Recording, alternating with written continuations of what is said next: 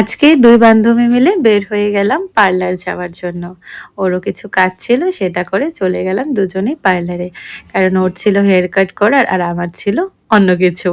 তো চলো দেখি দুজন মিলে কি কি করলাম। আমি চলে এসেছি নেল এক্সটেনশন করতে, আর ওর ছিল হেয়ার কাট করার আর স্পা করার। তো এটা ও নিচে করছিল, নিচের ফ্লোরে, তাই আমি কোনো স্ন্যাপ নিতে পারিনি।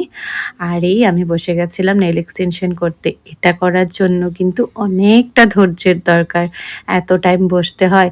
কিন্তু হ্যাঁ, করার পরে কিন্তু খুব একটা ভালো ফিল হয় যে নখটা এত সুন্দর হয়ে যায়।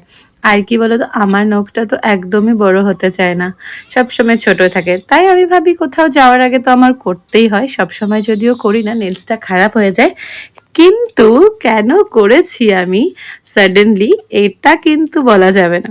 এটা কিন্তু তোমরা পরে জানতে পারবে যে আমি কেন হঠাৎ করে নেল এক্সটেনশন করলাম।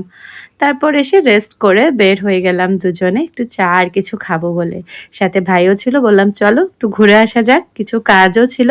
শেষ করে আমরা সমোসা, মোমো আর একটু চা খেয়ে আড্ডা মেরে চলে আসলাম। এভাবেই আজকের দিনটা শেষ করলাম। বাই বাই, ভালো থেকো সবাই, দেখা হবে।